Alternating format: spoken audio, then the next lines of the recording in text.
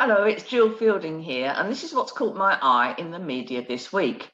Well, on the 1st of August, we saw a change in the permitted development rights in the UK, which now means that people can swap a shop for a residential accommodation. So we can now develop shops, bars, cafes, restaurants, gyms, creches, all into residential accommodation. And I think this is a fantastic move because it helps create more housing for the country as a whole when we know we're desperately short. And I also think it will revitalise the high street, because if some of the high street is residential accommodation, those people are going to be popping out for a coffee or a pint of milk, and will bring trade to the local high street. So overall, I think it's a fantastic piece of development, and let's get going, develop those houses and house the homeless.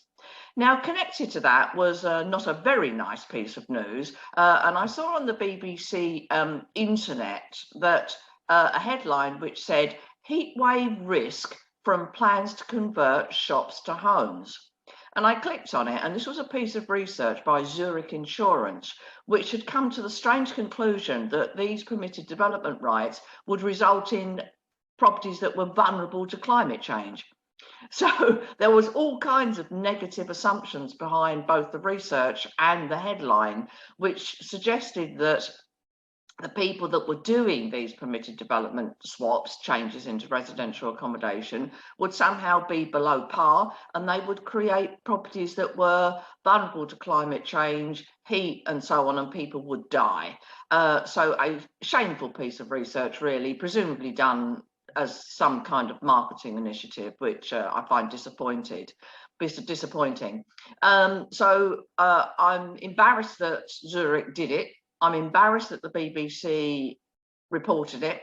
I'm embarrassed that the BBC added the headline that was drama fueled. I'm embarrassed that I read it, and I'm embarrassed that I'm reporting it. And the only reason that I am reporting it is that I want people to see that sometimes the media can just be totally irresponsible, because what might happen with this is that some potential developer who was looking at converting the shop may read this and think, oh no, it's terrible, and won't therefore do it. So there'll be some poor homeless person not get a property just because of this piece of research, because it might put some people off. And I think that's a shame, and I think it's irresponsible. Slightly better news came from UCAS this week, which suggests that university demand will be going up by 40% by 2025. Now, this is interesting to me as a property investor and to my colleagues and students within Fielding Financial, because we all like students because they live mainly in HMOs, houses of multiple occupation, and we provide those. So fantastic news, because it shows that there's an increasing demand for our product or service, because not all these students will be able to live on campus. Universities just can't build that number of houses. So the students will go back to private landlords like me and people that I know. And so this is a fantastic piece of evidence for the demand that we need in order to keep going. Finally, the Bank of England said this week that there was £28 billion missing in out-of-date notes and coins. So, for example, there's 341 million £50 notes missing, the old style. And it got me to thinking, where has it all gone? Well, apparently we lose about £155 million per year down the back of sofas. We lose £100 million worth of money just lost and thrown away accidentally, and then there's all the money that's in the bottom of your bag, in your trouser pocket, in your coat pocket, in your turn-ups, under the sofa, and so on. So I don't think there's anything particularly weird about this, because we lose everything all the time, our phone, our keys, and whatever. So I suppose it's fairly commonplace that we lose our money as well. But it got me to thinking, £28 billion missing, according to the Bank of England.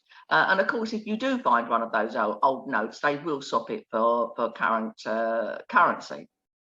But I think sometimes this money's kept for nostalgia. You just like to hold on to 10 bob note that you had when you were a child.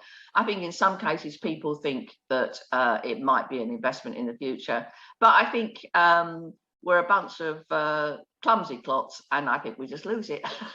And if only we could find some of it, that would be really useful. So perhaps this weekend, have a scour around the house, down the back of the sofa, under the sofa, in your pockets, and see how much you can find. You never know, it might make a nice little nest egg or an investment pot for the future. I'll see you next week.